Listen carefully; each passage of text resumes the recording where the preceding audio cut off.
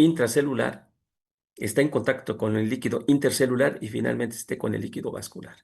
Y cualquier cambio que se produzca en el líquido intracelular se va a manifestar en los demás líquidos y llegar hasta el líquido vascular. De tal manera que el organismo detecta a nivel de la sangre esos cambios que se están dando. Y esos cambios que se están dando, hablábamos de parámetros físicos y parámetros nutricionales. ¿Sí? Esas son las variables regulables. ¿Qué es lo que está circulando en sangre? De tal manera que al decir que es mantener en homeostasis, decíamos en un rango de valor. ¿Sí? No son valores absolutos. O sea, no es decir, cuando hablamos de sangre, y si les digo, ¿cuál es la normoglucemia, que son los estados normales? ¿Cuál es la normoglucemia de la glucosa? Pues no me pueden decir 70, sino me dicen un rango, 70 a 100, y si ven todo lo que está en sangre tiene un valor, un rango. Y dentro de ese rango es lo que se conoce como la homeostasis. En ese rango deben de estar cada variable regulable que está bajo control homeostático. Y una vez que esa variable regulable se sale, se monta un mecanismo de respuesta.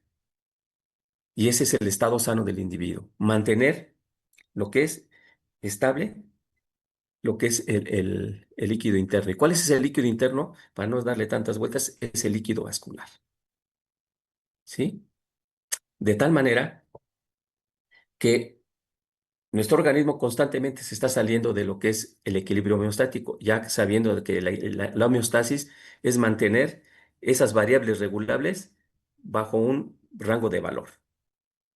Y que al salirse montamos un mecanismo de respuesta y ese mecanismo de respuesta lo que va a hacer es tratar de regresar a esa variable regulable al estado homeostático que ahorita ya ustedes ya lo están recordando. ¿Sí? Cuando esa variable regulable se sale del equilibrio homeostático, ya sea hacia arriba o hacia abajo, y el mecanismo de respuesta de nuestro organismo no lo puede regresar, entonces se establece lo que se conoce como en fisiología como el estado enfermo del individuo. Entonces, ¿qué se entiende como estado enfermo del individuo? Es el estado no homeostático. ¿Qué es el estado sano del individuo? Es el estado homeostático. Y cuando se sale de ese estado no homeostático, el organismo se adapta, porque hasta eso, si no, ahora sí que si no puedes con el enemigo, únete. Entonces se adapta y en ese momento es lo que se conoce como fisiopatología. ¿Qué es la fisiopatología? Es el estado enfermo del individuo. De tal manera que ustedes ya les hablaron de fisiopatología, por eso tenemos una fisiopatología del estado diabético, del estado tiroideo, etcétera, que son los estados enfermos. Tomando en cuenta eso,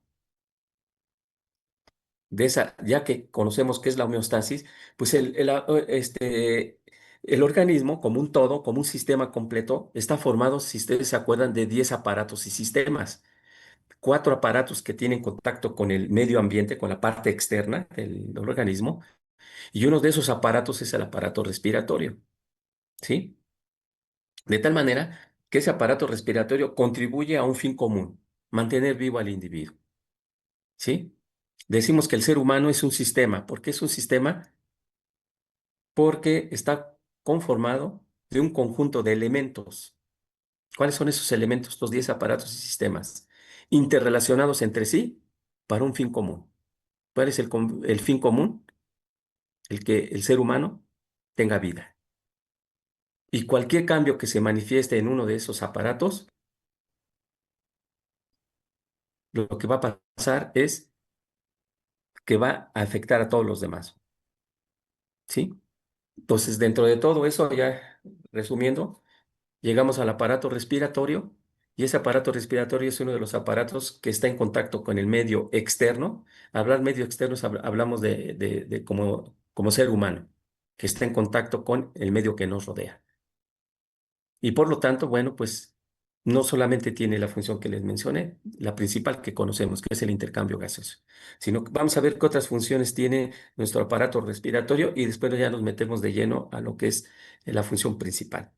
Entonces, una de las funciones que vemos ahí es el intercambio de gases entre la atmósfera y la sangre. Fíjense lo que nos está diciendo ahí. ¿Sí? Ya ese intercambio entre lo que es la atmósfera y la sangre es lo que se le conoce como ventilación lo que se le conoce como la ventilación pulmonar, ¿sí? O sea, ¿qué es la ventilación? Que ustedes van a ver en fisiología. En concreto es el intercambio de gases entre la atmósfera y la sangre. Y esa ventilación pulmonar está, vamos a decir, se subdivide en una inspiración, que es la entrada, ¿sí? O la inhalación de lo que es el aire. El aire es un gas, ¿no? Hacia lo que es los pulmones. Y una exhalación, que es la salida de lo que es principalmente de CO2 hacia la atmósfera. Eso es lo que se conoce como ventilación. Y a los mecanismos por los cuales se produce esta ventilación es lo que ustedes van a ver como mecanismo o mecánica de la respiración, así en concreto. Ese es el primero y el más importante de los que se manejan. Otro, como ven ustedes ahí, que también es importante, es la regulación homeostática. Ya saben ahorita qué es la homeostasis del pH corporal. Ahorita, como pueden saber, esta es una variable física, el pH, perdón, una variable química, que es el pH, y que ese pH en la sangre ustedes ya lo conocen. ¿Me pueden decir alguien cuál es el pH, el rango del pH de la sangre de un individuo sano? 6.35 a 7, a 7.35 a 7.45. Ah, exactamente, muy bien, César. Entonces, ese pH, ese rango de pH es el que se debe de mantener. ¿Por qué se debe de mantener ese pH? ¿Alguien sabe? ¿Qué pasa si se rompe ese pH? ¿Por qué hablamos que la homeostasis debe de estar, debe estar regulado? Porque las enzimas trabajan a un pH óptimo y si se sale ya no van a realizar sus funciones bien. Perfecto, muy bien, Aranza. Entonces, básicamente porque ese pH nos interesa que ese pH sea estable donde en el líquido intracelular. A pesar que lo estamos controlando a nivel de lo que es el líquido vascular, nos interesa más que ese pH se mantenga dentro de la célula. Y dentro de la célula el pH varía ligeramente, ¿no? Entonces, esa es una importancia en cuanto al aparato respiratorio, que junto con la primera parte que está arriba del intercambio de gases está relacionado con el control del pH. O sea, esos dos conceptos que están viendo ustedes inicialmente están íntimamente relacionados. La variación del pH afecta lo que es el intercambio de gases. Después vamos a ver qué es afinidad oxígeno-hemoglobina. ¿Sí? Y viceversa, la afinidad oxígeno-hemoglobina también va a dar como resultado un cambio en el pH. Entonces, estos dos están íntimamente relacionados y eso es para mantener la homeostasis del organismo. ¿En cuanto a qué? Lo acabamos de ver. Uno es que se pueda llevar a cabo el metabolismo. Recuerden que el ser humano, su metabolismo es netamente oxidativo. Bueno, no netamente, básicamente oxidativo. O sea, necesitamos oxígeno para generar energía. Y ese movimiento lo que va a hacer es que se mantenga el pH corporal para que haya buen funcionamiento. Principalmente hablamos de las enzimas, aunque tenemos otras proteínas que también tienen que estar dentro de un pH para su buen funcionamiento.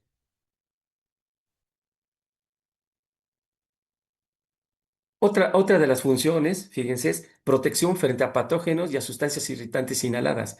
A veces nos dicen que, bueno, pues lo que es la entrada lo que es el tracto respiratorio, pues nada más es un tubo que nos permite entrar, ¿no? Está formado por células y que tienen vellosidades, que esas vellosidades se están moviendo de tal manera que se mueven hacia afuera, para que cualquier sustancia, irritante o sustancias gruesas, grandes o patógenos queden atrapados y junto con la mucosidad, bueno, puedan salir, puedan ser expulsados. Entonces, también tiene esa función que ustedes ya lo verán en inmunología, básicamente cuáles son, qué mecanismos utiliza. Entonces, tiene una protección frente a patógenos y a sustancias irritantes que sean inhaladas.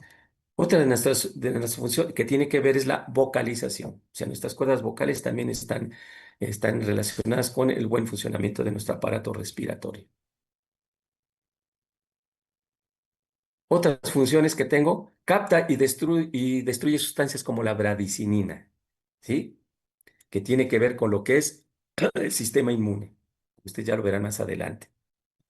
Otra de las funciones también es que no solamente va a captar sustancias como la bradicinina, sino fíjense como serotonina, noradrenalina y prostaglandina C y F. ¿Sí? Está captando y destruyendo. O sea que recuerden que les decía, contribuye a la homeostasis del organismo haciendo este tipo de funciones. Fíjense, algo muy importante que vamos a ver o se va a ver en la siguiente unidad, que es el de renal, que es transforma la angiotensina 1 en angiotensina 2. ¿Por qué? Porque ahí en nuestro aparato respiratorio está la acción de la enzima conversora. ¿Sí? Que va a hacer que se convierta en angiotensina 2, que es muy importante en el mecanismo renina-angiotensina-aldosterona, el control de electrolitos y agua. Entonces, vean cómo la importancia que también está teniendo nuestro aparato respiratorio, ¿no? Y su relación, que decíamos anteriormente, que tiene con el riñón. No solamente en la regulación de lo que es el pH, sino que también tiene que ver con el sistema renina-angiotensina-aldosterona, que es el control de electrolitos. Estamos hablando de sodio, potasio y agua, indirectamente el agua. También, fíjense, libera prostaciclinas, que es la prostaglandina I2, ¿en respuesta a qué? A lesiones y embolia. Las prostaciclinas, ¿qué van a hacer? Impiden la agregación plaquetaria y la trombosis. ¿Sí? Es otra de las funciones que tiene nuestro aparato respiratorio. Fíjense, todas las funciones que les estoy mencionando. Tiene un sistema también de fibrinolítico que causa la lisis de los coágulos de los vasos pulmonares, ¿sí? Nos ayuda, entonces, en eso también. Las secreciones branquiales también tienen anticuerpos, es lo que les decía, tenemos un control o tiene una importancia en lo que es el sistema inmune, que es en cuanto a IgA y otras sustancias que nos van a ayudar a resistir las infecciones y mantener la integridad de la mucosa, que es muy importante. Y finalmente, también tiene la función de transformar los fármacos externos o los metaboliza. Vean todas las funciones que acabamos de ver, ¿sí? Que tiene nuestro aparato, nuestro, nuestro sistema respiratorio. Miren, me queda 1 minuto 39. Me voy a salir y vuelvan a entrar, ¿sí? Por favor, para no cortar.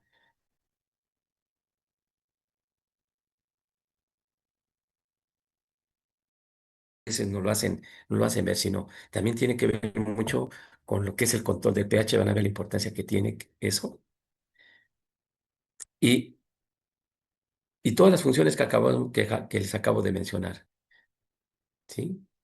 Entonces, vean que el aparato respiratorio, como les decía, forma parte de un todo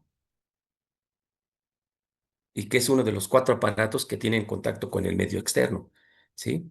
¿Cuáles son los otros? El sistema renal, el sistema digestivo y el reproductor. De tal manera de que vamos a compartir, vamos a continuar con esta parte. Y vamos a entrar ya empezar de lleno. Una vez que acabamos de ver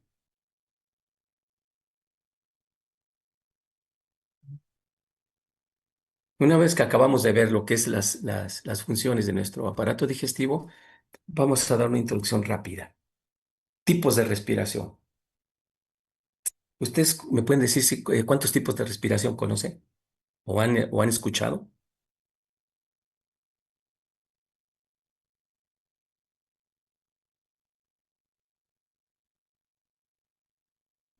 No, doc. No. Bueno, ahora que ustedes vieron en bioquímica básica lo que es la célula, hablamos de metabolismo. Y al hablar de metabolismo, bueno, hablamos de que también la célula respira. Fíjense, la célula es la unidad anatómico-funcional de todos los seres vivos. Si quitamos a todos los seres vivos y nos centramos en el humano, decimos que es la unidad anatómica y funcional. Fíjense, anatómica y funcional de el humano.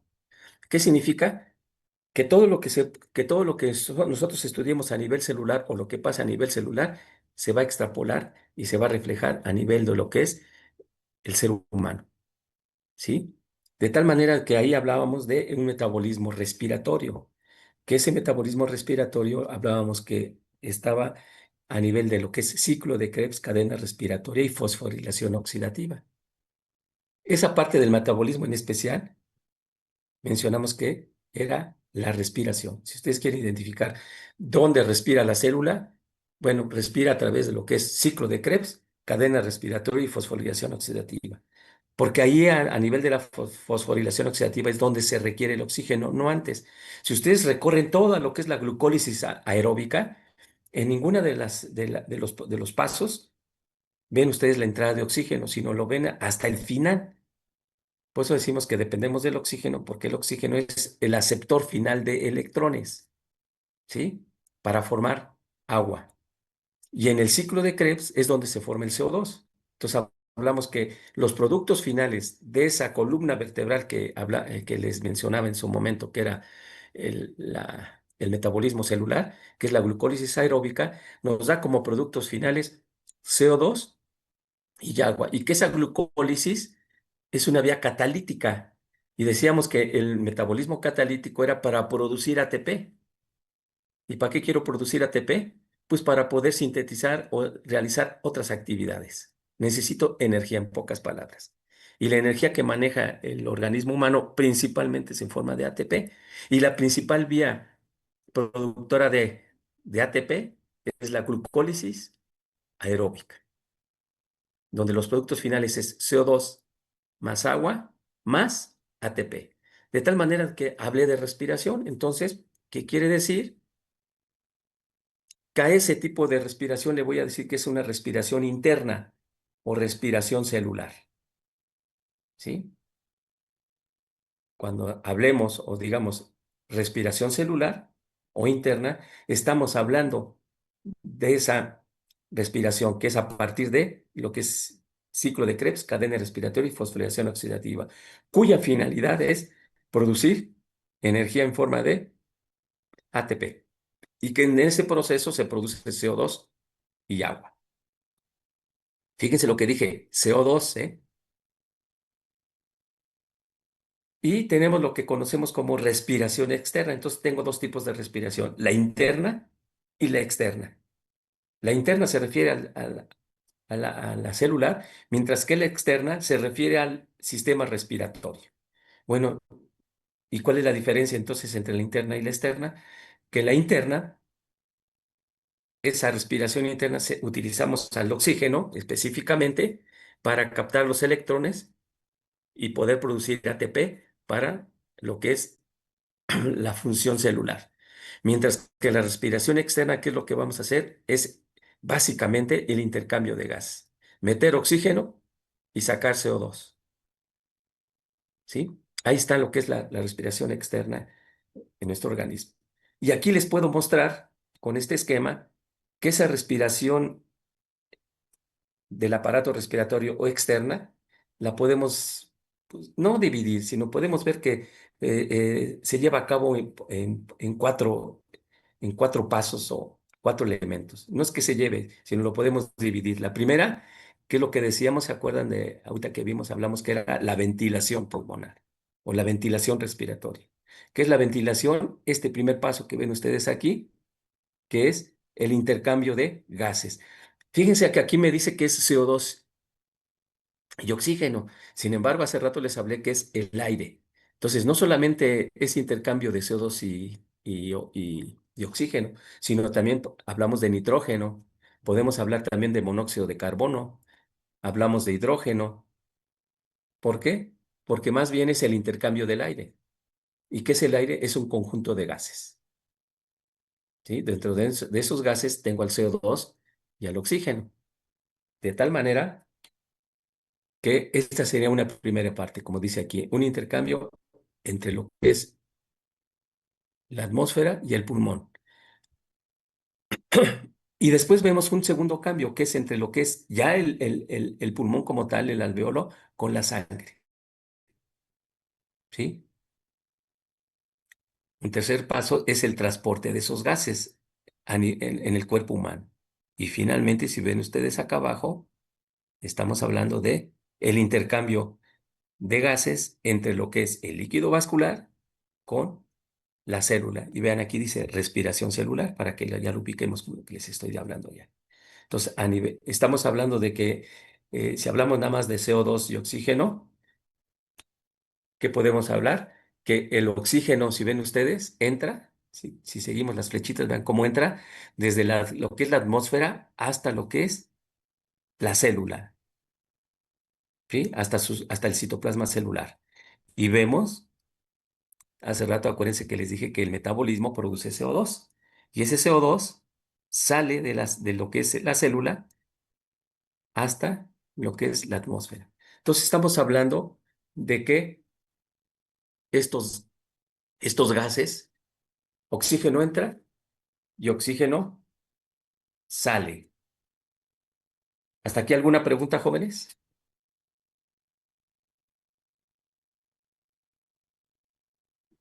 No, Porque voy a hacer una pregunta. Una característica que tienen estos gases y que mencionamos siempre cuando vimos el metabolismo, hablábamos de que atraviesan membrana celular. Y si ven ustedes, aquí estamos hablando de una membrana en los alveolos, ¿sí? Y una membrana capilar. Aquí la tienen. Y aquí tenemos un espacio de intercambio, que es muy importante dentro de ciertas patologías. Y se va a transportar a nivel de la sangre y otra vez hablamos de membrana capilar, ahora membrana celular. Y por lo tanto tienen que atravesar membranas. Y si recuerdan ustedes, las membranas celulares, independientemente del tipo de membrana, son bilipídicas, ¿sí? Que tienen proteína y tienen lo que es lípidos. Y de los principales lípidos son los fosfolípidos. Y decíamos que entonces básicamente decíamos que esa membrana es liposoluble y que las sustancias liposolubles lo atraviesan fácilmente por difusión simple, ¿sí? Y esas sustancias que atraviesan la membrana como difusión simple son el CO2 y el oxígeno. Si ustedes se acuerdan, se mencionó. CO2 y oxígeno atraviesan las membranas por difusión simple. Mi pregunta es hacia ustedes, habrían que me quiera contestar. Si el oxígeno, vamos a ver que en cuanto al movimiento de estos gases, se van a mover de forma natural. ¿Cuál es la forma natural? De mayor concentración a menor concentración. Y en el caso de estos gases está dado por la presión, ¿sí? La presión de los gases. Entonces yo te voy a tener que, ahorita nada más les digo así, ahorita vemos las presiones, que el oxígeno tiene mayor presión en el aire, menor aquí y menor acá. Entonces quiere decir que el oxígeno puede pasar fácilmente de lo que es la atmósfera y llegar hasta la célula, por diferencia de presiones, así nada más, ¿sí? El CO2 es al revés. Se encuentra mayor concentrado o hay mayor presión de CO2 a nivel intracelular y va disminuyendo conforme se va moviendo, de tal manera que en el aire tengo menor concentración de CO2 o menor presión de CO2. Aquí la pregunta es hacia ustedes. Entonces, si los gases atraviesan por difusión simple, en este caso las membranas, ya me voy a adelantar un poquito, ¿para qué requiero entonces a las proteínas transportadoras, que es la hemoglobina? Cuando tengo que gastar más energía en sintetizar hemoglobina, me cuesta trabajo o va a costar trabajo estar soltando el oxígeno hacia las células cuando el oxígeno puede entrar. ¿Alguien me puede contestar eso?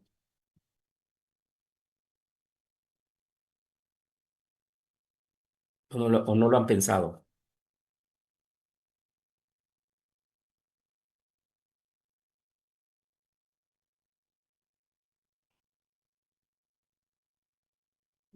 Tendría Fíjense que lo que la ver, pregunta.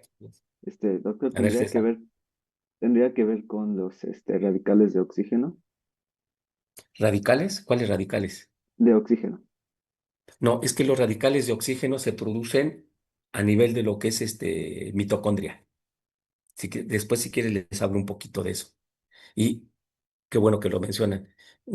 Fíjense, donde hay mucho movimiento, donde hay mucho metabolismo, donde está involucrado el oxígeno, donde hay mayor concedencialmente problemas de cáncer.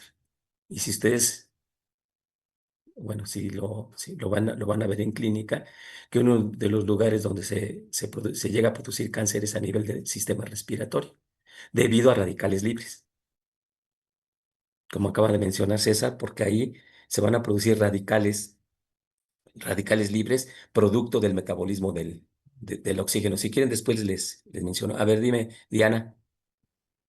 Buenos días, maestro. Tiene que ver con, bueno, es más, tiene que ver con el tiempo, en este caso, para el proceso y también puede ser por la cantidad que se puede transportar. Fíjate, qué bueno que me lo dices, Diana. Si te estoy hablando que hay mucha cantidad de oxígeno afuera y que puede pasar las membranas por difusión simple, ¿qué pasaría si tú necesitaras más oxígeno? Tomando en cuenta esto que te acabo de decir nada más. Fíjate, si nomás inspiro y ya estoy metiendo gran cantidad de aire y por lo tanto de oxígeno. Y si tengo mayor concentración, va a pasar fácilmente las membranas. De hecho, pasa fácilmente las membranas. Entonces, ¿por qué necesito transportar el oxígeno en el organismo? Piénsale tantito, fíjate de lo que estoy hablando. Del aire pasa a sangre. ¿Es el mismo medio? No, No. Ahí está la respuesta. Si alguien te llegara a preguntar, bueno, si el gas entra por difusión simple desde el aire, como te lo acabo de mencionar, hasta la célula, y CO2 al revés, ¿para qué necesito transportarlas? La respuesta está, porque está cambiando de medio. Está pasando de un medio gaseoso, que es el aire, a un medio acuoso. Y ahí hablamos de coeficientes de solubilidad, ¿sí? De tal manera que sí, es soluble. Hay que ver aquí la solubilidad del oxígeno y la solubilidad del CO2. De tal manera que esa solubilidad lo que te está diciendo es de que sí es soluble, pero no tan soluble, no es tan soluble que sea suficiente esa cantidad de oxígeno y CO2 que van en el agua para satisfacer las necesidades de las células. Y aquí les llego a preguntar, ¿saben qué cantidad de células tenemos para darles que necesitan oxígeno para su trabajo? Y la cantidad de células que están produciendo CO2, quitando los eritrocitos que son los que están involucrados en llevar esos gases, ¿qué cantidad de células están hambrientas de oxígeno? Para que se den una idea, ¿eh? Porque pueden decir, pues sí, pero a lo mejor esa cantidad ese coeficiente de solubilidad, bueno, es más soluble el CO2 que el oxígeno. También eso es importante porque eso van a ver el por qué con menores concentraciones de CO2 las podemos sacar fácilmente, no así el oxígeno. ¿Sí? Es más soluble el CO2 en agua que el oxígeno. Pero ¿qué cantidad de células tengo que alimentar? Bueno, ya no lo voy a hacer tan larga. Tengo que alimentar a 70, fíjense la cantidad, 75 billones de células. ¿Sí? Imagínense esa cantidad de células que están diciendo quiero oxígeno, quiero oxígeno, quiero oxígeno. 75 billones, de tal manera que es insuficiente la cantidad de oxígeno que puede entrar por difusión simple, disolverse en agua, se puede, se puede ir, pero aquí importante, coeficiente de solubilidad. ¿Qué tan soluble es el oxígeno en el agua? Es bajo. Y por lo tanto, esa cantidad de oxígeno que va disuelta en el agua es insuficiente para alimentar a todas las células. Por lo tanto, ¿qué necesito? Necesito a alguien que nos lleve mayor cantidad de oxígeno y por lo tanto, el organismo dice una proteína transportadora. Y esa es la función de la hemoglobina, una de las funciones que vimos anteriormente, la importante, una de las importantes, es transportar oxígeno. ¿Para quién? Para esas células hambrientas que necesitan oxígeno, porque nuestro metabolismo es, les repito, oxidativo. De ahí el término de oxígeno. Somos seres dependientes de oxígeno. ¿Sí? Entonces, el coeficiente de solubilidad es mayor para el CO2 que para el oxígeno, pero es bajo, no es suficiente.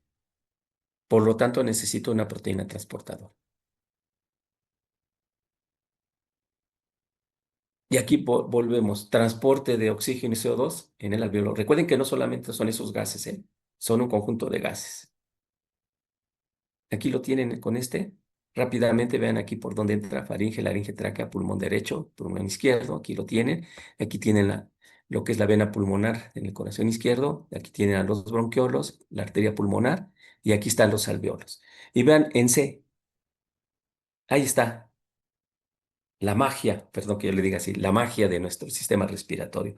Vean, aquí está el alveolo, aquí está el capilar y aquí está el espacio que hay entre los dos. ¿Sí?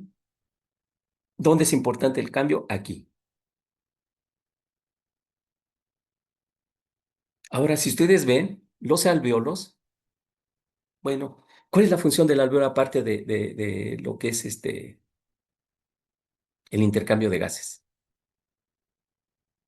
Tenemos una red alveolar, es como si les dijera una red capilar a nivel sanguíneo. Aquí tenemos una red alveolar.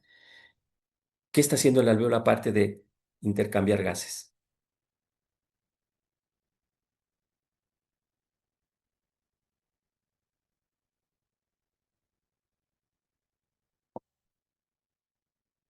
¿Quién me puede decir rápidamente, jóvenes? Estructura, esa es su estructura.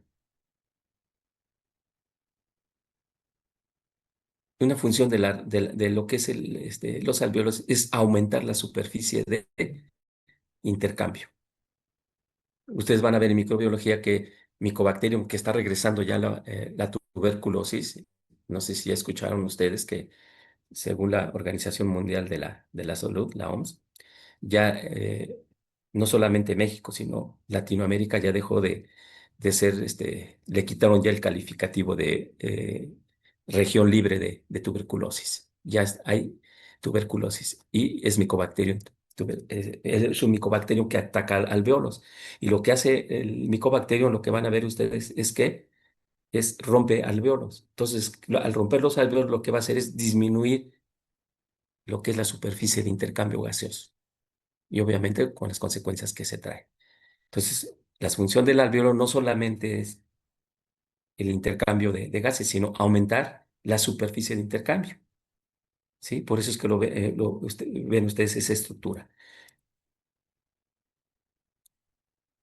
Y entramos ya de lleno. Difusión del oxígeno y CO2 en el organismo humano. Y fíjense que acabo de decir difusión. ¿Qué es el término difusión? Si ustedes se acuerdan, es el movimiento nada más. Difusión significa movimiento.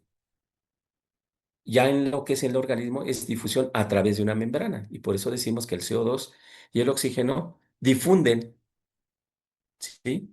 De forma simple y que aquí en este caso la variable importante o el factor importante es la diferencia de concentración que está dada por lo que es la presión de los gases, ¿sí? Y aquí lo tienen, un esquema así muy rápido. Ustedes si van a la bibliografía les van a mostrar diferentes, ahorita les voy a mostrar otro. Quiero mostrar muy, muy concreto, donde vean, aquí nos dice aire inspirado, lo que decíamos hace rato, el aire expirado.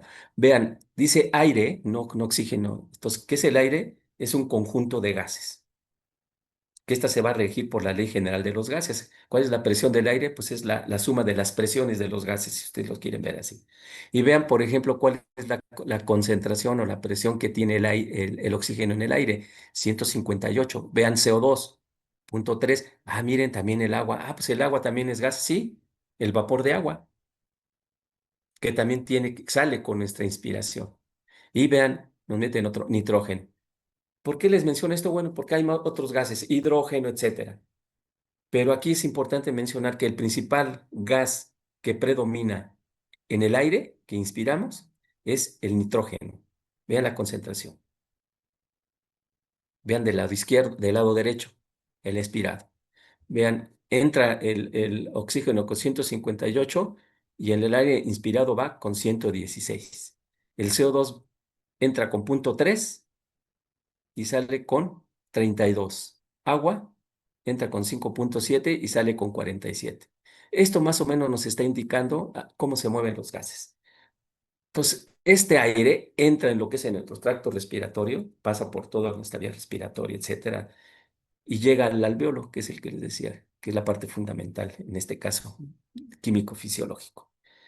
¿Sí? Y vean que el oxígeno que está en el aire con 158 baja a 100. Entonces, en el alveolo, sí es importante que me ubiquen esto, en el alveolo tengo una concentración de oxígeno de 100, una concentración o una presión de CO2 de 40, de agua de 47 y de nitrógeno de 573. Aquí está mi capilar, ¿sí? Vean, aquí está la flechita donde está entrando la sangre venosa. Vean, aquí está del lado izquierdo. Vean la sangre venosa con cuánto de oxígeno. No significa que no llevemos oxígeno en la sangre cuando sale. Llega con 40, CO2 con 46, 47 de agua y 573 de nitrógeno. Nos olvidamos un poquito del nitrógeno si quieren. Entonces, al entrar la sangre venosa con el alveolo, en contacto con el alveolo, vean entonces, si tengo 40 de presión o de concentración de oxígeno y tengo de 100, pues obviamente, ¿qué va a pasar? Por diferencia de presiones, el oxígeno tiende a entrar. Y es cuando hablamos de que la sangre se empieza a oxigenar. ¿Sí? ¿Qué tanto se puede oxigenar? Pues hasta la presión del alveolo, que es 100. ¿Sí? CO2. El CO2 entra con 46. Fíjense, y en el alveolo tengo de 40. Entonces, aunque vean esta diferencia, el CO2 tiende a salir más que entrar. ¿Por qué? Porque está menos concentrado en el alveolo. Por lo tanto, entonces, al entrar la sangre venosa en la red alveolar, se empieza a oxigenar y empieza a perder CO2. Y agua, bueno, ahí lo vemos, vean, el agua es 47, se mantiene. Ahí va a depender de nuestras inspiraciones. Y finalmente, ¿cuándo sale? Hablamos de sangre arterial. Vean, aquí dice que hay un cortocircuito fisiológico, que ustedes se los van a explicar ya un poquito mejor en lo que es fisiología, donde hay una mezcla. Por lo tanto, nuestro oxígeno, cuando sale nuestra sangre venosa, no va al 100%, sino va al 95%. ¿Qué quiere decir? Que se pierde un 5% en este cortocircuito venoso. Ya con eso ya me entienden. O ya lo vieron ustedes estructuralmente. Y de tal manera que la sangre venosa, la sangre arterial, vean la diferencia. Tiene 40 contra 95 de oxígeno. Tiene 46 contra 40. El agua, bueno, ahí se va regulando. Y el nitrógeno que está aquí. De tal manera que cuando empieza a salir la sangre arterial, pues empieza a repartir oxígeno a nuestras células. Hasta llegar a lo que es aquí, nos hablan de los capilares. Donde, vean, aquí tengo oxígeno 40 y supuestamente aquí llega con mayor concentración, el oxígeno tiende a entrar y vean lo que es el CO2. 40 con 46 tiende a salir. ¿Sí? Esas son las presiones con las que se encuentran los diferentes gases. Y aquí ya entra lo que es en función. Recuerden que les decía que el coeficiente de solubilidad es mayor para lo que es más soluble el CO2 en agua que el oxígeno. Y por ser insuficiente, aquí es donde va a entrar en función lo que es nuestra hemoglobina. ¿Sí? Y ya saben ustedes que la hemoglobina pues, es una proteína, ¿no? Que se encarga del transporte de gases. Hasta aquí alguna pregunta, jóvenes, en cuanto a el, el, el manejo de las presiones. No, profe. Bueno, aquí tienen otro esquema, vean, ya ya manejando presiones en milímetros de mercurio. La presión del aire, vean, es 700 milímetros de mercurio. Ahí está la presión del oxígeno, la presión del CO2. Vean cómo varía, ¿no? 160 les dije, 150 más o menos. Pero vean cómo a nivel alveolar está en 100, 40, y ven acá. Bueno, aquí ya está la forma en que se transporta, ¿no?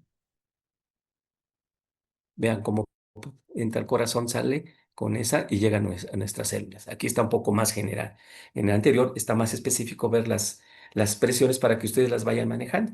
El por qué el oxígeno tiende a entrar y el CO2 tiende a salir. Bueno, Empezamos con las proteínas. En el organismo tenemos proteínas que son pues que tienen que ver con lo que es la fijación de ciertas sustancias. En este caso hablamos de dos proteínas importantes, que es la mioglobina y la hemoglobina. ¿Qué son la mioglobina y la hemoglobina? Son dos proteínas que se encargan de fijar oxígeno, ¿sí? Sin embargo, de entrada ahorita les puedo decir, ¿cuál es la diferencia entre mioglobina y hemoglobina? Que una es intracelular y la otra es extracelular. La extracelular es la transportadora, y en este caso, ¿quién es? La hemoglobina. La hemoglobina es la proteína transportadora de gases, oxígeno y CO2. ¿Qué función tiene la mioglobina? Pues es intracelular. Y esa mioglobina tiene la función de almacenar oxígeno, o sea, de fijar oxígeno, no de transportarlo, ¿eh? O sea, la mioglobina no se encuentra circulando en sangre, se encuentra dentro de lo que es las células. Y aquellas que son ricas en mioglobina son las que le van a dar ese color rosado a lo que es la célula, o al tejido. ¿Sí? Por eso vemos que el corazón tiene una coloración rosada. Los músculos llegan a tener una cierta coloración, ¿no? O sea, el color rojo o rosado se debe, en caso de la sangre, pues a la circulación de lo que es la hemoglobina, que cambia de colores dependiendo vamos a ver de, de, de qué va a depender ese cambio de color, mientras que la mioglobina es rosada. ¿Por qué? Porque la mioglobina es almacenadora de oxígeno. Repito, la mioglobina es almacenadora de oxígeno y se encuentra principalmente intracelularmente, ¿sí? Y la hemoglobina es una proteína transportadora de oxígeno y CO2, de los gases que estoy hablando. Transporta, entonces, una es transportadora, es la que se encuentra extracelularmente, circulando a nivel de sangre, y la mioglobina es intracelular. Vamos a hablar estructuralmente. Como les decía hace rato, no puedo hablar de función si no hablo de estructura, ¿sí? En fisiología, recuerden que están lo que es las dos filosofías, la teológica y la mecanicista. La teológica, ¿cuál es? La que nos dice que la hemoglobina es la que transporta los gases y que la mioglobina es la que almacena, en este caso, oxígeno. Pero no nos dice cómo, simplemente nos dice la función que hacen. Viene el otro enfoque, que es el mecanicista, que nos dice cómo lo hacen, cómo la hemoglobina y la mioglobina, una es capaz de almacenar el oxígeno y la otra es capaz de transportar no solamente oxígeno y CO2 y permitir que se intercambien. Tomando en cuenta eso, vamos a hablar primero de la estructura. Decimos que no podemos hablar de función sin hablar de estructura. Vamos a hablar rápidamente de la estructura de lo que es la mioglobina. Y va a ser concreto, jóvenes. Primera, ¿qué es la mioglobina? Es una proteína conjugada. Si se acuerdan ustedes, la proteína conjugada es una de las clasificaciones más importantes de las proteínas, ¿sí? Esta proteína conjugada, ¿qué significa? Que tiene una parte proteica y una parte no proteica. En este caso, esta proteína, al ser conjugada, tiene una parte proteica a la cual le vamos a dar un nombre, que es la globina, ¿sí? Ya no hablamos en forma general, sino es la globina. Y la parte conjugada, que es la parte no proteica, vamos a decir que es el grupo E o hemo, que es lo que vimos en cardiovascular. Ese grupo M es un tetrapirrón que tiene en su centro un átomo de hierro, ¿sí? Después vamos a hablar un poquito de eso. Esa proteína conjugada, en el caso de la mioglobina, está constituida de una sola cadena polipeptídica, ¿sí? O sea, se sintetiza una sola cadena polipeptídica de 153 aminoácidos. O sea, a la mioglobina,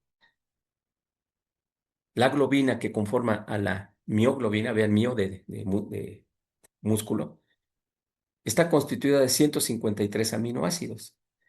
Pero esta mioglobina, recuerden que tienen una estructura primaria, secundaria y terciaria. Todas las proteínas, independientemente de si son simples o conjugadas, llegan hasta la estructura terciaria. ¿Qué es la estructura terciaria? Es la conformación que adquieren en el espacio. Y la conformación que adquieren en el espacio es de forma globular. De tal manera que esta proteína, que es una sola cadena de 153 aminoácidos con ese peso molecular de 17,000, ¿sí? Daltons o 1,7 kilodaltons, tiene una forma plegada, compacta, que mide tiene esas dimensiones de tipo globular. Ahorita más adelante se les muestro una, ¿sí?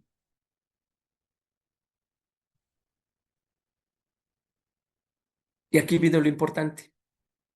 Esa forma globular está formada de, o sea, esa forma de globito, obviamente tiene 8 regiones o segmentos alfa helicoidales. ¿Qué quiere decir? Que esta mioglobina es una proteína que es alfa helicoidal, es destrógira con giro hacia la derecha y que tiene 7 regiones o segmentos, empezando por el grupo amino. Recuerden que todas las proteínas tienen un grupo amino libre y un grupo carboxilo. Identificando el grupo amino, ahí empezamos a numerar las cadenas. Y nos dice que tiene 8 segmentos o cadenas a las cuales se les asigna una letra que es de la A a la H. Y cada residuo, como ustedes pueden ver ahí, está conformado de entre 7 a 20 residuos. O sea, un segmento puede tener de 7 a 20 segmentos. Se dobla, el siguiente tiene de 7 a 20 segmentos. ¿Sí? Y aquí viene lo importante. Esta proteína tiene, recuerden que hay aminoácidos hidrofóbicos y hidrofílicos. Los hidrofóbicos están hacia adentro, mientras que los hidrofílicos están hacia afuera. Y ese doblez deja un espacio donde entra específicamente el grupo M o hemo. ¿Sí? O sea, ahí se va a anclar el grupo M o hemo a las partes hidrofóbicas que están internamente. Y se va a anclar, dice, el grupo hemo va a estar alojado en todos los segmentos, no. Va a estar en ese hueco, pero va a estar interactuando solamente entre lo que es el segmento E, aquí lo tienen, con el segmento F. Ahí están los dos segmentos que van a estar anclando a lo que es el grupo M o hemo. Y ese grupo M o hemo va a estar interactuando con ese segmento a través de lo que se conoce, vean, como las histidina, que son aminoácidos aromáticos. La histidina en posiciones 7. Recuerden que está formado de 7 a 20. Entonces aquí, en ese segmento E, en la posición número 7, vamos a encontrar esa histidina. Y a esa histidina le vamos a dar el nombre de histidina E7 distal. Ahorita nomás le dejo así, distal. Y en el segmento F, vean, tengo otra histidina que va a estar interactuando con el grupo M, pues se llama histidina F porque está en el segmento F, pero en lugar de estar en la posición 7, está en la posición 8 y se le llama proximal. Ya más o menos se están dando ustedes una idea, ¿verdad? Entre distal y proximal. Ese término está relacionado ¿con quién? Con el grupo M o hemo, ¿sí?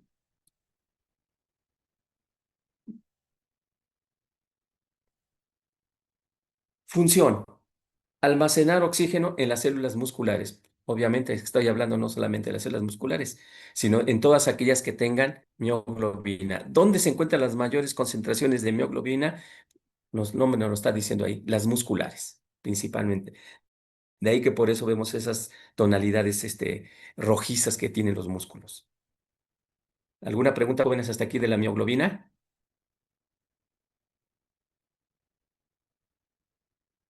No, Bueno, me quedan 2 minutos 39. Voy a poner la estructura de la mioglobina. Ahí la tienen. Vean, aquí está el extremo carboxilo. Vamos a identificar el extremo amino.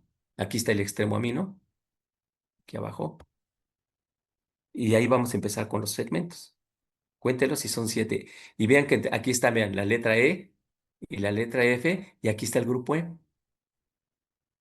Aquí está una histidina y aquí está la otra histidina. Si estoy hablando de la histidina en el grupo E, es distal. Ahorita no se ve aquí, pero miren, aquí está interactuando con el grupo E. Y aquí tenemos a la histidina proximal, ¿sí? Ahí la tienen un poquito más en tercera dimensión. Vean, la histidina proximal aquí nos lo está diciendo y la histidina distal aquí nos lo está diciendo. ¿Alguna pregunta, jóvenes? Ya les di la estructura así básica, así en forma general de la mioglobina y ahí tienen estructura. Es una sola cadena peptídica, por lo tanto solamente presenta esta estructura cuaternaria. Está formado de 8 segmentos y en esos segmentos hay una hendidura donde se va a alojar el grupo M entre los segmentos E y F. F encontramos una histidina a la cual se le llama histidina F8, que está en la posición 8, que es la proximal, y en el caso de la histidina E7, que es la distal, que tienen que ver con el grupo M o M. ¿Alguna pregunta, jóvenes? Ya me acabé otros 40 minutos. Me vuelvo a salir y volvemos a entrar para hablar ahora de la hemoglobina. ¿Sale? Sí.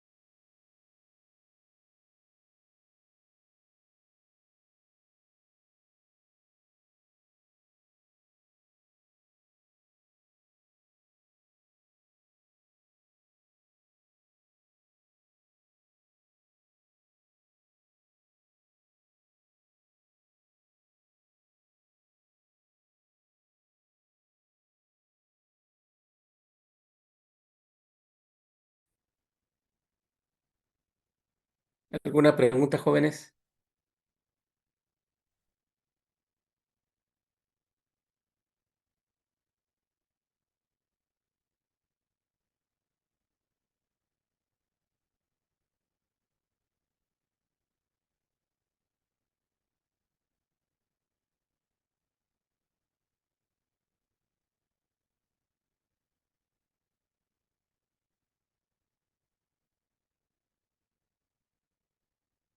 Aquí entran todos. Entonces, si ven ahorita, pues ha sido sencillo. Vimos ahorita lo que es las funciones del aparato respiratorio. Entramos a ver un poquito de lo que es el movimiento del oxígeno y del CO2 en cuanto a diferencia de presiones y el por qué necesitamos una proteína transportadora, ¿sí? Simplemente porque está cambiando de un medio ambiente, de un medio gaseoso a un medio acuoso, y en el medio acuoso pues entra un factor que limita su movimiento libre de estos dos gases, que es el coeficiente de solubilidad. De tal manera que por eso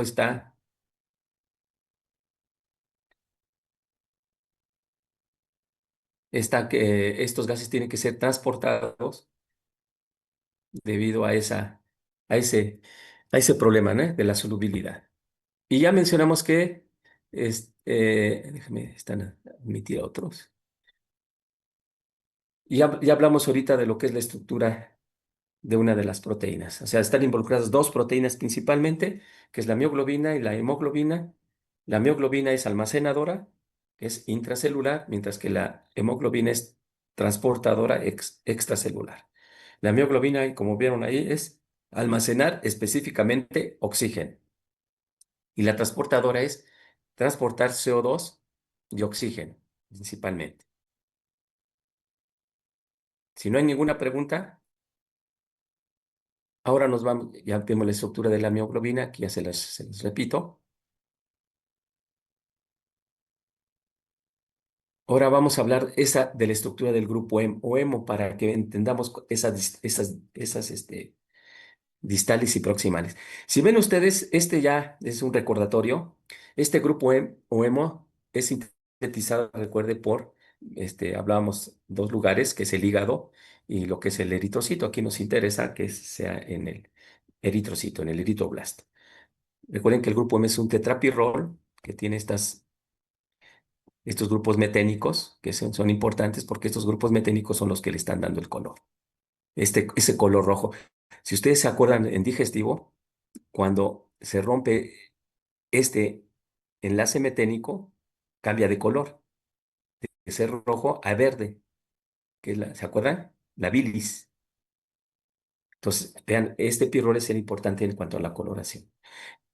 Y dentro de lo que es en el centro tenemos al átomo de hierro, que están reaccionando con átomos de nitrógeno. ¿Con cuántos? Con 4.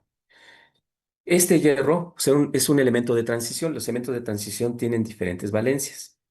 En este caso, la valencia del oxígeno del hierro es 6. Si ustedes cuentan ahí, tiene 4. Quiere decir que tiene 2, que tenemos que ver qué está pasando con él. Entonces, esas dos valencias, que es lo que vamos a ver nosotros, es los que están relacionados con la histidina distal y la proximal, ¿sí? Entonces, hace rato les dije, van a interactuar con el grupo M a nivel de qué? De el grupo M a nivel de lo que es el átomo de hierro. Aquí tiene el grupo M, si ustedes lo recuerdan, aquí faltan 2, aquí tendríamos una valencia más y aquí tendríamos otra valencia más. Y ese es cómo se aloja, fíjense, en la globina, ahí lo tienen. Vean, aquí están el grupo, el segmento E y el segmento F. Este es el grupo M, que está aquí, en rojito, el hierro.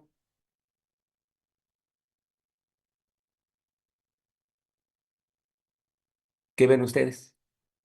¿Qué me pueden decir? Les voy a pasar el otro. Ahí lo tienen. El oxígeno, ¿qué es? Vean, dice O2. ¿Qué significa? Que son 2 átomos de oxígeno, que son los que ustedes ven aquí, en rojito. Esta parte de aquí. Bueno, aquí no sé, aquí se ve mejor, en amarillo.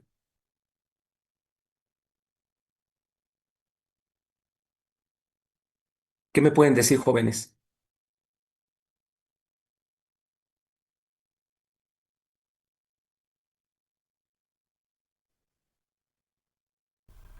Que se está uniendo con la, ¿cómo se llama? Con la globina por sus otros dos enlaces restantes que tenía libres todavía. A la globina. Recuerda que la globina es la proteína, ¿sí? Ah, bueno, se está uniendo a la, Bien, aquí está la globina, sí. ¿A qué segmentos? Al, a recuerden los específicamente a cuál segmentos, segmento, al F y al E. ¿Y cómo lo hacen? A través aquí lo tienen, histidina 7, por eso les dije que es la histidina, si hablamos de todas las secuencias, la 64. Vean, en el caso de la F es la 93. Es la secuencia partiendo del grupo amino. Si contamos los aminoácidos, en el segmento E está la histidina en posición 64 y en el segmento F está en la posición 93, pero hablando de la secuencia de aminoácidos.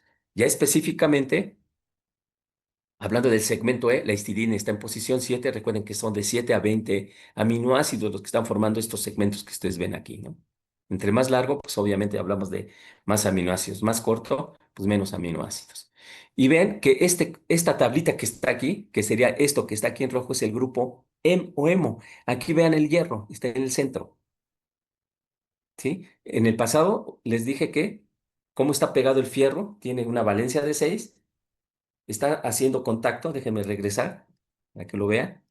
Vean, aquí tienen fierro 1, 2, 3, 4, ¿sí? Con el grupo M. Y tiene dos valencias que están libres. Y esas dos valencias son las que van a interactuar. ¿Con quién? Con los segmentos aquí lo ven ustedes, con los segmentos de la globina, con esos segmentos F y E. ¿Y cómo actúan? Ah, miren, en el caso del E, decíamos que el E, ¿cuál era? El distal, ¿no?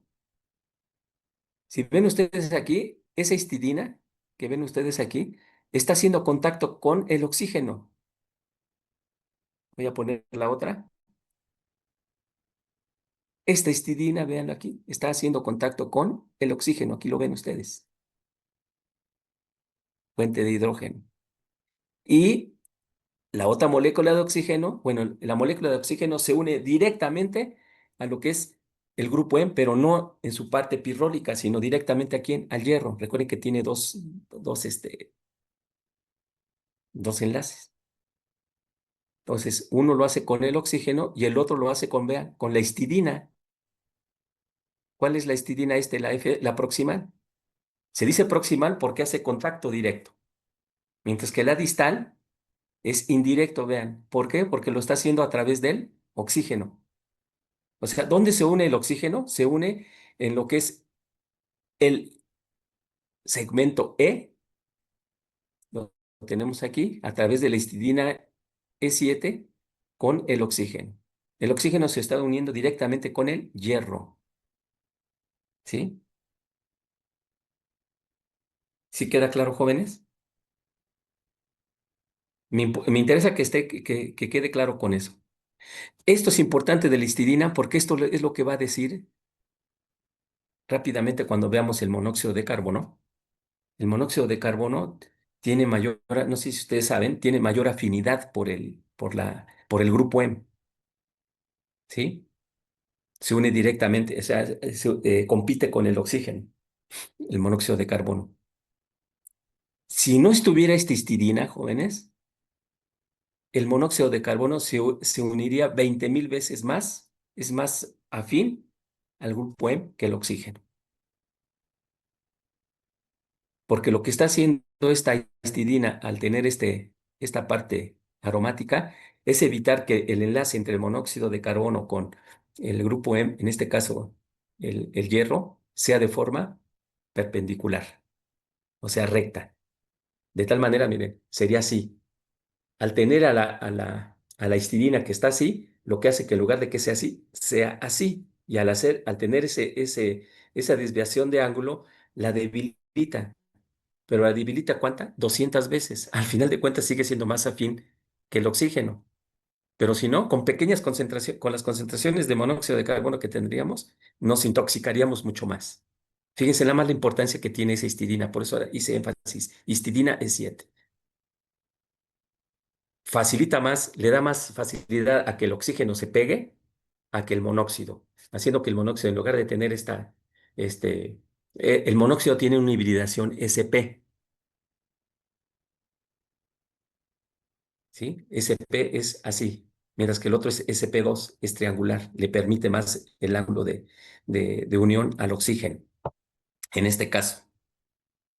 Te olvidas la importancia de la histidina, que esté ahí. Es favorecer, si lo pueden ver desde este punto de vista, favorece más la unión del oxígeno que el monóxido, aunque el monóxido, a pesar de eso, es más afín, por eso es con menores concentraciones, después les muestro una gráfica de monóxido de carbono, nos intoxicamos. Y es tan fuerte la unión que el oxígeno no se puede desplazar. De ahí que cuando haya intoxicaciones por monóxido de carbono, ¿cuál es la terapia que se les da cuando llegan a los pacientes ahí? Pues dependiendo del tipo, del grado de intoxicación, desde lo que es ingresarles mascarillas de oxígeno para aumentar la concentración de oxígeno o la presión de oxígeno y desplazar al monóxido, o la otra es hacer lo que es una transfusión sanguínea. ¿Y por qué es eso? ¿Cuál es la vida media de un eritrocito, jóvenes? 120 días. 120, algunas hasta dicen 60. Bueno, yo le pongo el rango de 60 a 120 días. ¿Por qué? Porque tenemos monóxido de carbono, como ven ustedes en el aire. Por lo tanto, hay hemoglobina intoxicada con monóxido de carbono. Sin embargo, por ese recambio que tenemos del eritrocito cada 60, 120 días, pues se desaloja, ¿sí? Y con las concentraciones, y por esa histidina E7 no permite que se una mucho monóxido de carbono a nuestra hemoglobina y la intoxique. Al decir intoxicar, ¿qué quiere decir? Que no permite que se pegue el oxígeno y por lo tanto, pues, ¿qué nos pasa? Nos asfixiamos, ¿o no? En pocas palabras. No hay oxígeno, no realizamos metabolismo. Recuerden que somos dependientes de oxígeno. Por eso se produce la muerte. Recuerden que hay personas que se llegan a intoxicar en esta época hay que tener cuidado. Yo creo que aquí es importante que ustedes como médicos o en las medidas preventivas que le pueden decir a la gente es que con estos fríos no cierren la casa herméticamente y enciendan leña. La leña, la combustión de lo que es los productos orgánicos producen mucho CO2. Y eso es lo que pasa que cierran la casa no la dejan que se ventile, se produce, queman lo que es la leña, principalmente, lo que es las famosas chimeneas, o los carros, cuando ustedes los prenden, producen monóxido de carbono. Por eso las verificaciones, ¿verdad? Que sean bajas en ciertos gases. Y puede ser que si ustedes, bueno, más bien, cualquiera que se intoxique con monóxido de carbono no se da cuenta porque le da sueño. Dicen que es la muerte más dulce porque te duermes y ya no despiertas. Entonces vean la importancia que tiene esta histidina E7, ¿sí? La histidina E7 se une indirectamente lo que es, vamos a hablar al grupo M a través del oxígeno. Vean, aquí está en una parte de que es O2, aquí está un átomo y aquí está el otro átomo. Y el otro átomo está unido a una de las valencias del fierro.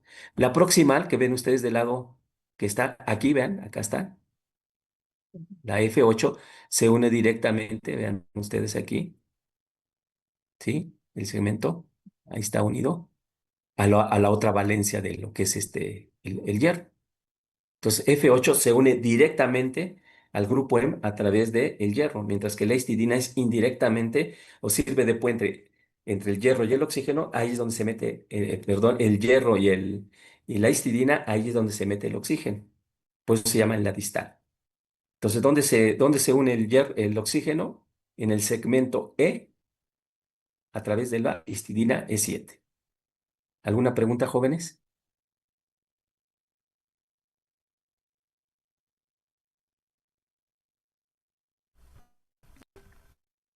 ¿No?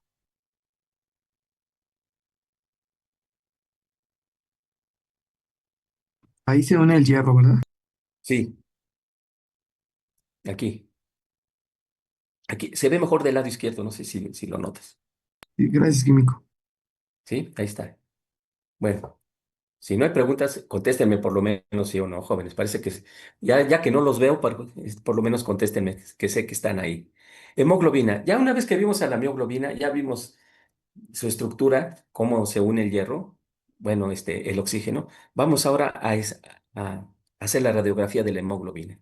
Proteína conjugada, creo que les queda claro, ¿verdad? Tiene una parte proteica, que es la globina, y una parte conjugada, no conjugada, que es el grupo M o M. O sea, es semejante a quién? A la mioglobina en cuanto a lo que es su composición de macromoléculas. Fíjense, a diferencia, aquí viene la primera diferencia, que es lo que nos mencionaban ahí. A diferencia de lo que es la mioglobina, esta está constituida por cuatro cadenas polipeptídicas, mientras que la mioglobina es por una sola cadena. ¿Qué significa esto de cuatro cadenas polipeptídicas? Que esta proteína presenta estructura cuaternaria. Recuerden que las estructuras cuaternarias solamente la presentan aquellas proteínas que están formadas de dos o más cadenas polipeptídicas, que es en el caso de la mioglobina. ¿Sí? Entonces, si hablan de diferencias entre la mioglobina y hemoglobina, aquí viene una primera. Que una está formada por una sola cadena y por lo tanto presenta esta estructura terciaria, mientras que la hemoglobina presenta cuatro cadenas que están interaccionando entre sí y por lo tanto es una estructura cuaternaria. Pero las cadenas no son iguales. Me dice que son dos cadenas alfa y dos cadenas beta. ¿Sí? Las cadenas alfa tienen 141 aminoácidos y las cadenas beta 146 aminoácidos. De hecho, nos dicen que las cadenas alfa y las cadenas beta son semejantes fíjense el término que estoy utilizando, semejantes, a la mioglobina. ¿Por qué lo menciono? Porque a veces se les pregunta, que no lo voy a preguntar así, si la hemoglobina, a ver si ustedes me dicen si es cierto o falso. La hemoglobina es un tetrámero. Tetrámero quiere decir tetra, cuatro. Tetrámero de mioglobinas. ¿Es correcto lo que estoy diciendo?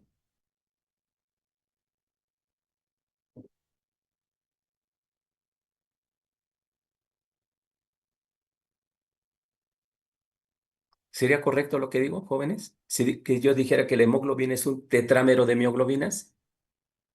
Sí, profesor. Sí, Abigail, ¿por qué dices que sí? Porque, bueno, en lo que nos ha explicado, dijimos que la mioglobina pues está constituida por una cadena de polipéptica y en el Ujú. caso de la hemoglobina pues está constituida por cuatro, entonces de cierta manera podríamos decir que serían cuatro mioglobinas. No, es incorrecto. Por eso quise hacer la aclaración. Por eso utilicé la palabra anteriormente, semejante, más no igual. Por lo tanto, es incorrecto decir que la hemoglobina es un tetrámero de mioglobinas. ¿Te acuerdas cuántos aminoácidos estaban formando a la mioglobina?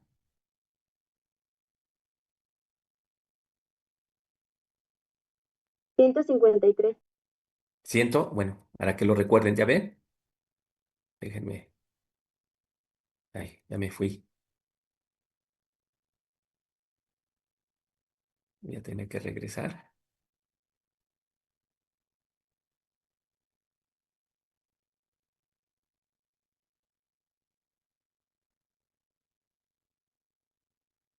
Ahí está, mira, ya tu compañera sí. ¿Quieren que les pase esta presentación, jóvenes? Sí, por Sí, favor. por favor. Se las subo en la tarde, se las mando en el Classroom para que tengan acceso ahí. Ahí está ya todo lo que tenemos, lo que vamos a ver en el curso. Vean, Abigail, mira, dice ahí 153 aminoácidos, la mioglobina es una sola cadena, ¿sí? Y en el caso de la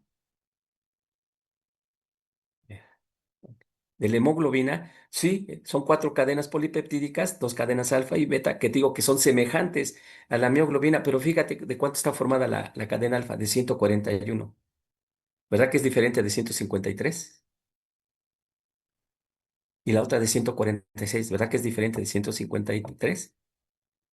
Entonces, aunque son cuatro cadenas polipeptídicas que se asemejan estructuralmente hablándose por separado, ahorita vamos a ver cada una de ellas, la hemoglobina no es un tetrámero de mioglobinas, porque para empezar, la mioglobina, ¿qué función tiene?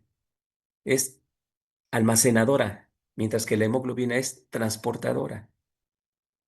Entonces, fíjate, si la hemoglobina fuera un tetrámero de mioglobinas, no transportaría oxígeno. ¿Qué haría? Almacenaría oxígeno, nada más.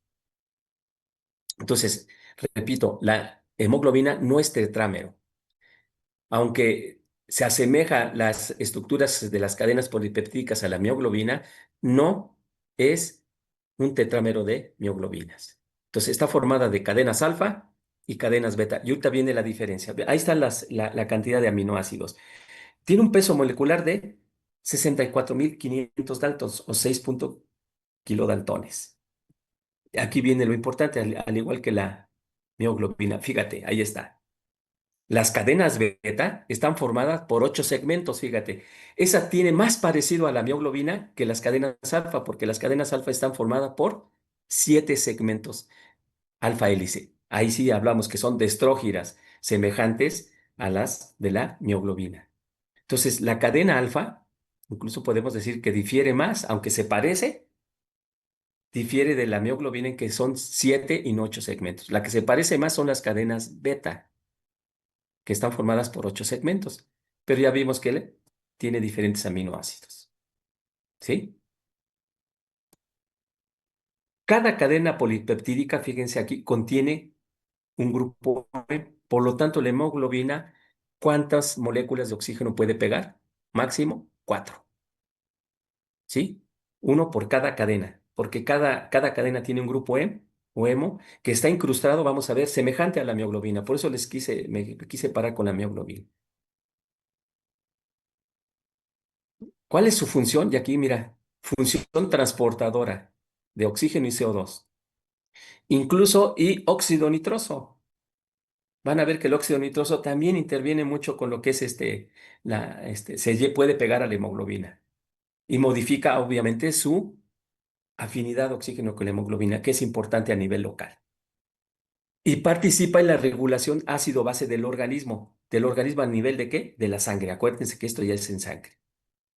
Si tú, Abigail, si ahorita te recuerdas, nada más mencionamos que la mioglobina almacenaba oxígeno, pero no participa en la regulación ácido-base. Entonces, ya tienes otra diferencia que las hace diferentes. parecidas, pero no iguales. Estructura de la hemoglobina, ahí la tienen, jóvenes.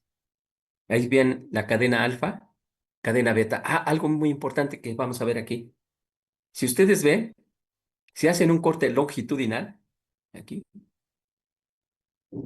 voy a dividir a la hemoglobina en dos y siempre va a quedar una cadena alfa y una cadena beta. Vean aquí, cadena alfa, cadena beta, y aquí beta, alfa. Si lo hago en forma transversal, me va a quedar una beta, aquí está, siempre una cadena beta con un alfa, vean. ¿Sí? Entonces, vamos a decir, no están en forma secuencial. Tengo una cadena alfa, tengo una cadena beta. Si tengo aquí cadena alfa, acá va a estar la beta, y si aquí está la beta, aquí está la alfa. De tal manera que van a estar intercambiadas. O sea, no voy a encontrar, si yo hago un corte transversal o longitudinal, no voy a encontrar dos cadenas iguales. Siempre voy a hacer un alfa y una beta, y ahí lo tiene.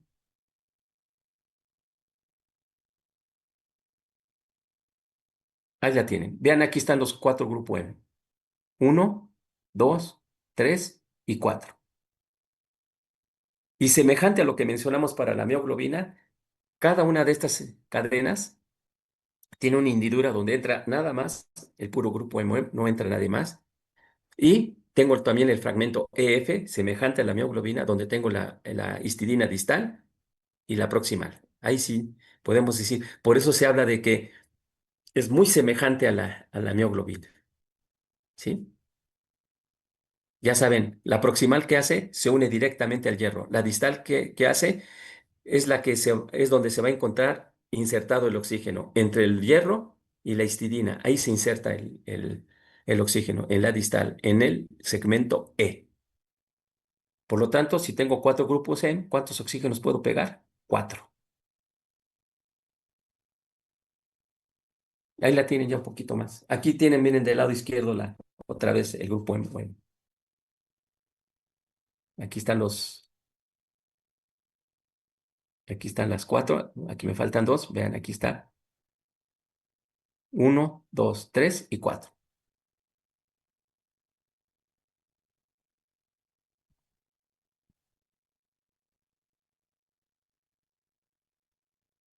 Comparación entre las dos estructuras. Ahí la tienen, jóvenes, la comparación.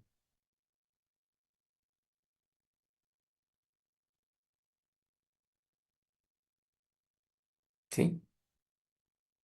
Entonces, la mioglobina es una cadena polipeptídica. La hemoglobina es una cadena tetra, tetrapolipeptídica. O sea, de cuatro cadenas. Dos cadenas alfa y dos cadenas beta. ¿Sí? Una pega a un grupo M, otro pega a cuatro. Y en cuanto a la unión del oxígeno, es semejante en las dos. El oxígeno se encuentra entre los segmentos EF y a través de las histidinas. La proximal, que se pega directamente al hierro, y la distal, que sirve de puente entre el hierro y el oxígeno. O sea, el oxígeno está en medio, un átomo de oxígeno está unido al hierro y el otro está pegado a la histidina distal. ¿Alguna pregunta, jóvenes? No, no está bien. Hijo, no sé, hasta puedo terminar mañana, ¿eh? Así como vamos. Curva de saturación de la mioglobina con el oxígeno. Una vez que ya vimos las dos estructuras, no sé si queda claro, recuerden que mencionaba los objetivos. Entonces, uno de los objetivos era que ustedes van a ser capaces de explicar el mecanismo por el cual la hemoglobina y la mioglobina fijan de manera reversible el oxígeno y CO2. En el caso de la mioglobina, nada más es el oxígeno. En el caso de la hemoglobina, es el oxígeno y CO2. Hasta ahorita nada más tienen la estructura, cómo está estructurado y todo. Ahorita vamos a ver, bueno, cómo se fija ya el oxígeno. Ese es el primero de los objetivos. Y el segundo era interpretar las curvas de fijación y disociación, que es esta que vamos a ver aquí.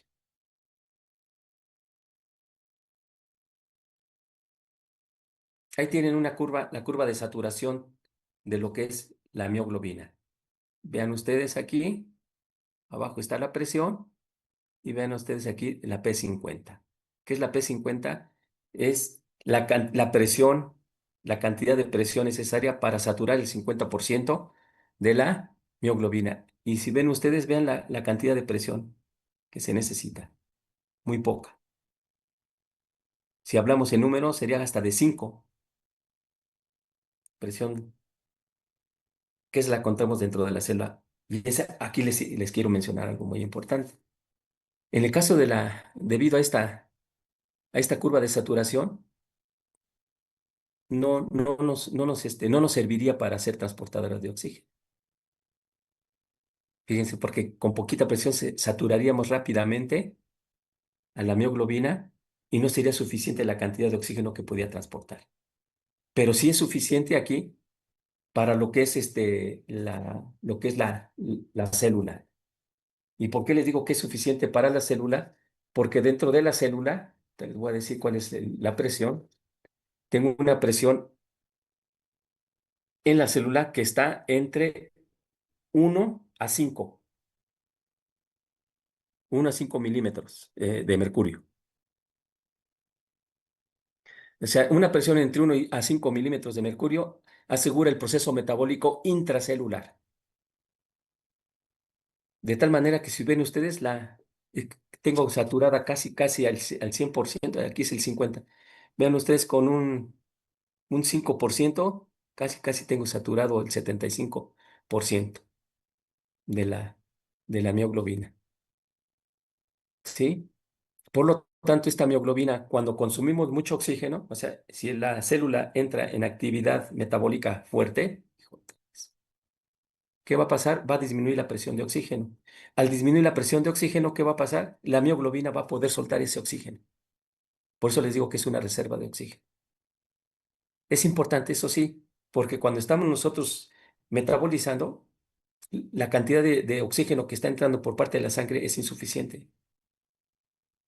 ¿Quién va a cubrir esa necesidad mientras aumenta lo que es el flujo de sangre y la cantidad de oxigenación a la célula? La mioglobina. ¿Sí? Entonces, la mioglobina entre 1 a 5 milímetros de mercurio nos asegura los procesos metabólicos. Ese es a nivel intracelular. ¿Sí? De tal manera que si se consume oxígeno, baja la concentración de oxígeno y al bajar la concentración de oxígeno, en ese momento la mioglobina ya no tiene oxígeno y lo que va a hacer es soltar el oxígeno que tiene almacenado. ¿Sí? Eso no funciona para lo que es la hemoglobina.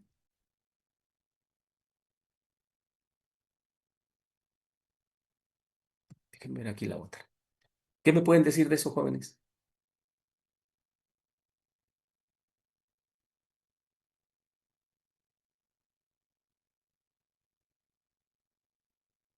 Fíjense la P50 de la hemoglobina. Más o menos es 25-30, ¿no? Por ahí así. Mientras, vean aquí, es una curva sigmoidea. Al decir curva sigmoidea quiere decir que empezamos de cero, aquí tengo curvado, se hace una recta, van más o menos ustedes aquí, y después se vuelve asintótica. Entonces, esto es una curva sigmoidea, donde en esta parte decimos que a mayor cantidad de oxígeno, mayor saturación. Y vean aquí, en esta gráfica de la derecha, les estoy representando lo que es la curva de saturación en los capilares vamos a decir, de sangre venosa, y del lado más arriba, de rojito, están en los capilares de las arterias. Miren, alveolares. Aquí estamos hablando de la parte superior, en la ventilación, si quieren ustedes decirlo así, y aquí estamos hablando de lo que es el aspecto celular, el metabólico. Esta es una gráfica que nos está representando cómo se comporta el oxígeno, la oxigenación de la hemoglobina a nivel de lo que es, yo voy a dividir al organismo en dos, no es que lo divida, sino lo vamos a dividir en dos en cuanto a lo que es el intercambio de oxígeno. Uno es donde entra el oxígeno, ¿sí? A la hemoglobina, y otro es donde se desprende la hemoglobina, desprende el oxígeno. ¿Dónde desprende oxígeno? A nivel de tejidos. ¿Qué tipo de sangre sería esta? Si lo ven ustedes, por eso está azulita, es la sangre venosa. ¿Qué es la sangre venosa? Es aquella que tiene más cantidad de CO2 que de oxígeno. Y aquí estamos hablando a nivel pulmonar. Aquí abajo hablamos a nivel, en concreto, extrapulmonar y aquí arriba a nivel pulmonar. Aquí estamos hablando que se oxigena la hemoglobina y aquí se está desoxigenando la hemoglobina. Su curva de saturación es esta que ustedes ven aquí, que es una curva sigmoidea. Aquí no se ve muy claro, pero aquí sí, del lado derecho, donde empieza una curva y se hace asintótica. ¿Sí? Donde aquí en esta parte, donde está la F50, es la parte recta, donde podemos decir que a mayor concentración de oxígeno, mayor saturación de hemoglobina. ¿Alguna pregunta, jóvenes?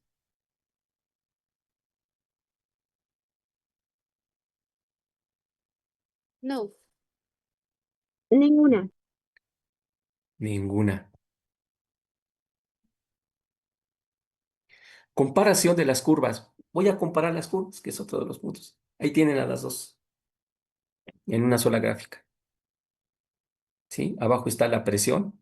Vean aquí presión venosa, presión arterial y vean aquí las curvas. Esta es una curva sigmoidea.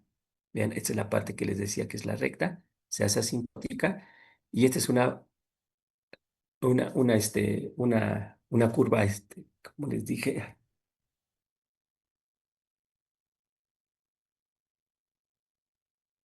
bueno, no es sigmoidea, es hiperbólica, ya me acordé.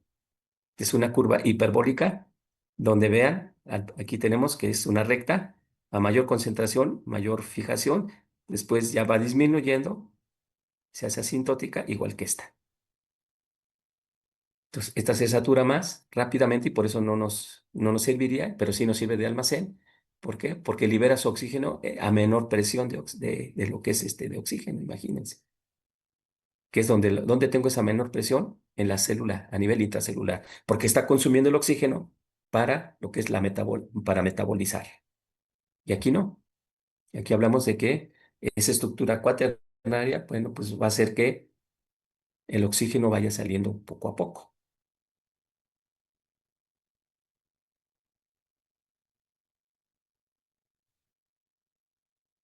Bueno,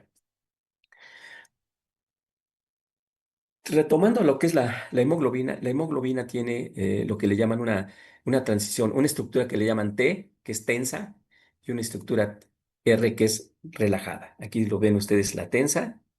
La tensa es la desoxihemoglobina, de una vez para que la tengan ustedes en mente. Y la relajada es la oxihemoglobina. De tal manera, jóvenes, que va a pasar de T a R. Fíjense, aquí como lo ven, ¿sí? Que este es por la fijación de oxígeno, por lo que se llama la teoría cooperativa. ¿En qué consiste eso, jóvenes? Consiste en que en esta primera va a costar un poquito más de trabajo que el oxígeno se pegue a una de las cadenas. Pero al pegarse a esta, como lo ven ustedes aquí, ya se pegó el oxígeno, indujo un cambio conformacional. Y ese cambio conformacional se lo va a transmitir. Recuerden que hablábamos de cadenas alfa-beta. Entonces, esta se la va a comunicar si esta es una cadena alfa, se la va a comunicar a la beta que tiene aquí. Y al inducir ese cambio, rápidamente se va a fijar el oxígeno. Estas dos van a influir para que una tercera cadena cambie rápidamente de conformación y se pegue el oxígeno. Y casi, casi le puedo decir de forma instantánea, se fija el otro oxígeno a la cadena final. Eso se le llama lo que es una teoría cooperativa. De tal manera de que la velocidad de fijación del oxígeno no es la misma en todas las cadenas. Es más lenta en la primera, aumenta en la segunda, aumenta en la tercera y casi instantánea se hace en la cuarta. ¿Sí? Eso se debe a inducir cambios conformacionales.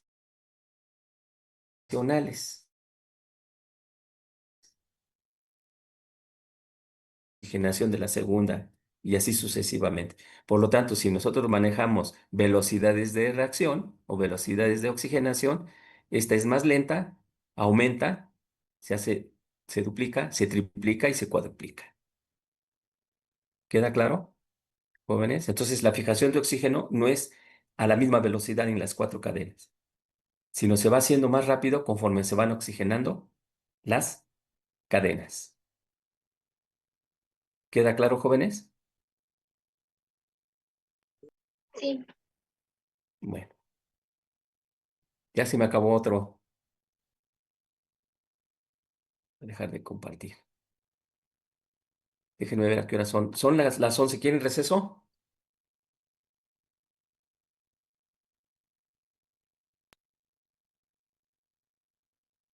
Sí. ¿Sí quieren receso? Bueno, Sí. también, ¿verdad? Hay que cargar pilas. Fíjense, como vamos muy rápido, les voy a dar una hora. Son las 11. A las 12 nos vemos. Gracias. ¿Sí? Gracias. Ándeles pues.